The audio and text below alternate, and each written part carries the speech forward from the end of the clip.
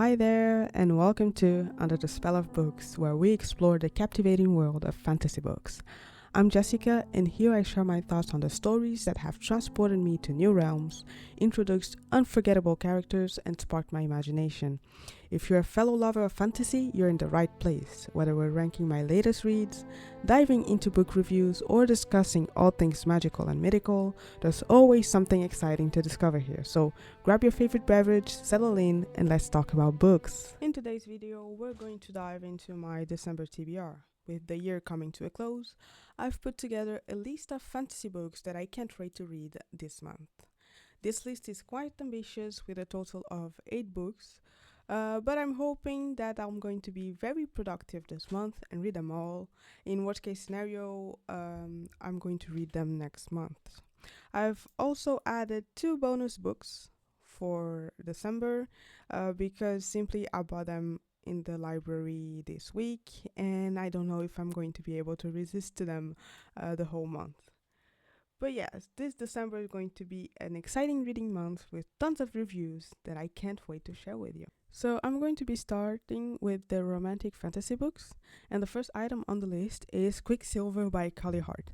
So this book has become a global phenomenon this year. It has been talked about a lot in some of the booktube channels I've seen, and it has also been nominated as Best Romantasy on Goodreads Choice Awards 24. So I cannot wait to read this book and see what all the fuss is about. So Quicksilver, it's a book about Ceres Vane, who is 24 years old, and she is very poor. To survive and take care of her brother, she has been stealing from the Undying Queen's reservoir for a long time. But she keeps a very, very important secret that could get her killed. This secret is that she possesses a strange magic that she doesn't understand. So one day, Ceres comes face to face with death, and she inadvertently reopens a gateway between the human realm and a land of ice and snow where the Fae live. So now she has to help Kingfisher, who is a Fae, to invade the human world in order to protect her people. And one sentence that I really liked about the synopsis and that really made me want to read this book was, "Be careful of the deals you make, dear child, the devil is in the details." I really like when the synopses are short, even though here is not the case, but I like when they have impactful sentences that make me want to discover what the book is about without having more information than that. So we can go on to the second book on the list, which is The Heartless Hunter by Kristen Ciccarelli. So it's the first book on the Crimson Moth duology, I believe, and this book has also been very popular this year. This book is about Rune, whose life changed forever when blood ran the streets. So now she's in the aftermath of a devastating revolution where riches have been diminished from powerful rulers to outcasts ruthlessly hunted due to their waning magic, and Rune must hide what she is. So I suppose she's a witch. So she spends her days pretending to be nothing more than a vapid young socialite, while during the night she's the Crimson Moth, a witch vigilante who rescues her kind from being purged. So when a rescue goes wrong, she decides to throw the witch hunters off her scent and gain the intel she desperately needs by courting the handsome Gideon Sharp, a notorious and unforgiving witch hunter loyal to the revolutions. And he's someone she can't help to find herself falling for. Except Gideon loathes the decadence and superficiality that Rune represents. But when he learns the Crimson Moth has been using Rune's merchant ships to smuggle renegade witches out of the Republic, he inserts himself into her social circles by pretending to court her right back. So he soon realizes that beneath her beauty and shallow facade is someone fiercely intelligent and tender, who feels like this is his perfect match. Except, what if she's the very villain he's been hunting? Okay, witch hunter versus witch. What's going to win? War or love? It's a romantic fantasy book, so we're kind of spoiled from the start. maybe the love is going to win, that's for sure, or not. Maybe it's a tragedy. So can't wait to read it. It's sort of refreshing not to have faith. It's mainly because this year I read a lot of books about faith, and I'm sort of searching about different magic systems, something a bit more refreshing, modern. I don't know. Let's see if it's going to be as good as it's promising to be. So, next book and third book on the TBR is The Prison Healer by Lynette Noni. So, this book has been on my TBR for a long time. So, since March of this year, and I still haven't read it. So, I have to read it December before the year ends. Because why? Why haven't I read it yet? I only heard so many good reviews about this book. So, The Prison Healer is about Kiva Meriden, a 17 years old girl who has spent the last 10 years fighting for survival in the notorious death prison Zalindov, working as the prison healer.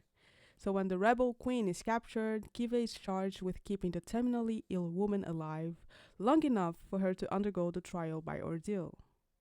A series of elemental challenges against the torments of air, fire, water, and earth, assigned to only the most dangerous criminals. Then, a coded message from Kiva's family arrives containing a single order: "Don't let her die, we are coming." Aware that the trials will kill the sickly queen, Kiva risks her own life to volunteer in her place. If she succeeds, both she and the queen will be granted her freedom. But no one has ever survived. With an incurable plague sweeping Zalindov, a mysterious new inmate fighting for Kiva's heart, and a prison rebellion brewing, Kiva can't escape the terrible feeling that her trials have only just begun. So this is a trial book. I actually didn't know that, and the book has been on my TBR for like more than 10 months. So good to know. Maybe it's useful to read the synopsis once in a while. I mostly don't do that, as I said before, to keep the mystery alive. But it just gave me more interest to read these books. Next, we have One Dark Window by Rachel Gillig. Sorry. So this book has also been in my TBR for quite some time, but not for the same reasons as The Prison Healer. I have not been unsure that I'm going to like this book. I know I'm going to like this book. I'm mostly sure about it. I just want to enjoy it. So I've been waiting for the perfect time to devour the duology, because this book is part of a two book series. But it just, every time I've just read a good book, I don't want to go on and read this book because it's just going to completely overshadow the book I just read. So I tell myself, okay, I'm going to wait a bit so I forget the last book by reading a book that's not so good, and then the book is good, and then I keep pushing this one out because I don't want to spoil the fun, sort of. But I have to say, it's the other book's fault. If it's not going to stay in my mind after reading One Dark Window, I cannot do anything about it. So in December, no matter what book I read before, I'm going to read One Dark Window. And when I say One Dark Window, I mean the sequel also, because come on, if it's as good as I think it's going to be, I will not be able to stop until I read both of them. So yeah, two books in one. This book, I really don't want to read the synopsis, so I won't be able to tell you what it is about, except the one sentence in the cover page, who is Maiden Monster Martyr. And I don't want to know anything else about apart from that. So sorry, not sorry. This isn't kind of an introduction to the book on my TBR. If you want to know the synopsis, just Google it.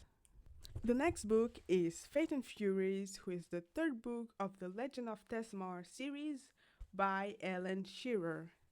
I want to read this book because I want to finish the series. I quite enjoyed the first and second book. They weren't unforgettable because otherwise I would have read the entire series in one go. But I do want to know what happens next, and maybe the two next books, so Fate and Furies and the last one, which I don't remember the name, um, maybe they're going to be so amazing that I'm going to rate this series as unforgettable. I don't know, but I'm curious.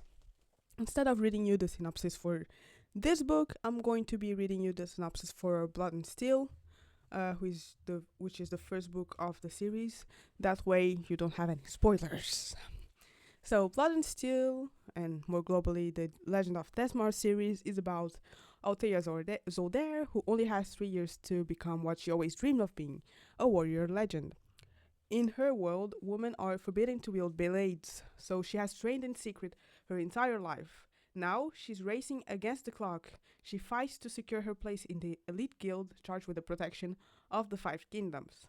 The sparring and hazing of the new trainees border on deadly, but even more dangerous is her growing attraction to Wilder Hawthorne, her unwilling warrior chaperone. Ooh.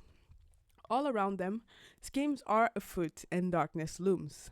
Will Althea pass the perilous initiation test and take her place as a champion of Desmar, or will the invading evil snatch away her dream before it starts?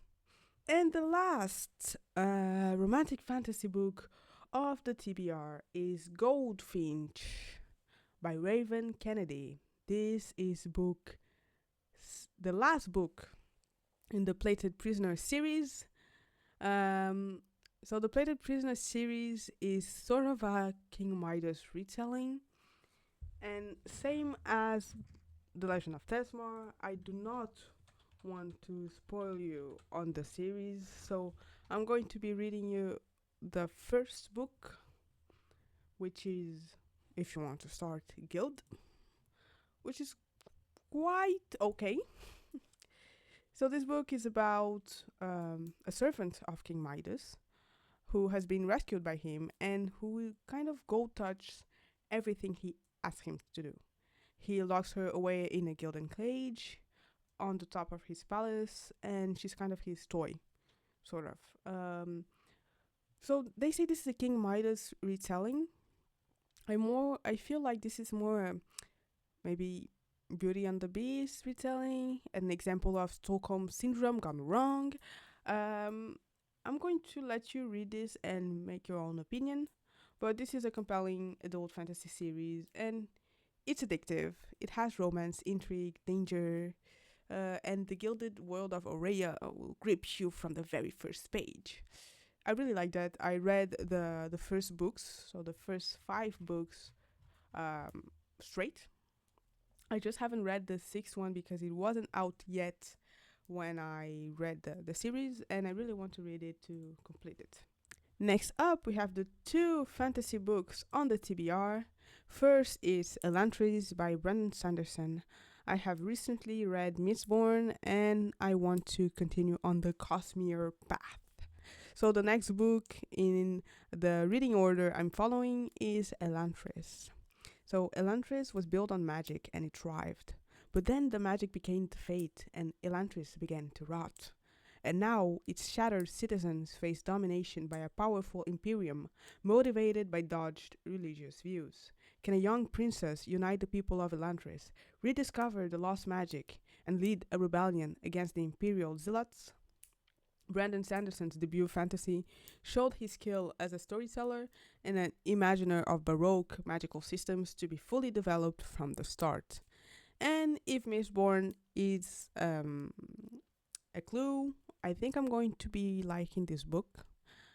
It's going to be a bit hard to get into because sometimes it's sort of like that with debut novels, especially debut fantasies. But yeah, I want to dive into it and I want to continue on the Cosmere reading order. So, and finally we have Malice from John Gwynne. I haven't read the synopsis for this book, and again, it's like one dark window. I'm sorry, but I won't be telling you what the book is about because I don't know either. I just know that it has been recommended in a lot of booktube channels as an entry to fantasy. I bought the book because it was kind of pretty. I'm not judging by the cover, but it was a mysterious cover, and I can't wait to read this book and then tell you about it in a review. We're going to give you major spoilers, and we'll both, all of us, are going to discover what the book is about. And now, the two bonus books of this episode. So, these two books are fantasy books, and they both have been Goodreads Choice Awards nominees for favorite fantasy, one in 2023 and the other in 2022. So first we have The Book That Wouldn't Burn by Mark Lawrence. This is the first book in the library trilogy. I have read this book's synopsis, and it goes as: a boy has lived his whole life trapped within a vast library, older than empires and larger than cities. A girl has spent hers in a tiny settlement out on the dust where nightmares stalk and no one goes. The world has never even noticed them. That's about to change. The stories spiral around each other across worlds and time. This is a tale of truth and lies and hearts and the blurring of one into another. A journey on which knowledge erodes certainty, and on which, though the pen may be mightier than the sword, blood will be spilled and cities burned. And the second bonus book is Needle and Bone by T. Kingfisher. T. Kingfisher is the pen name for Ursula Vernon when she's writing grown-up books, because she usually writes children books. So this is going to be interesting how she passes from one to the other. And the only thing I know about this book is the one sentence, sort of two sentences, I read on the book, on the library, and I haven't known anything more about this book. And I don't want to know before reading it. And it goes: this isn't the kind of fairy tale where the princess marries the prince. It's the one where she kills him. And that's my December TBR. I can't wait to dive into these books, and I'd love to hear what's on your reading list this month. Are you tackling a big fantasy series or finishing up some end of year goals? Let me know in the comments below. Thanks so much for listening. If you enjoyed this episode, don't forget to give it a thumbs up and subscribe to the channel for more fantasy book discussions. I'd love to hear your thoughts. What did you think of the books I talked about today? Any recommendations for what I should read next? Let's continue the conversation in the comments below. Until next time, happy reading, and I'll see you in the next episode.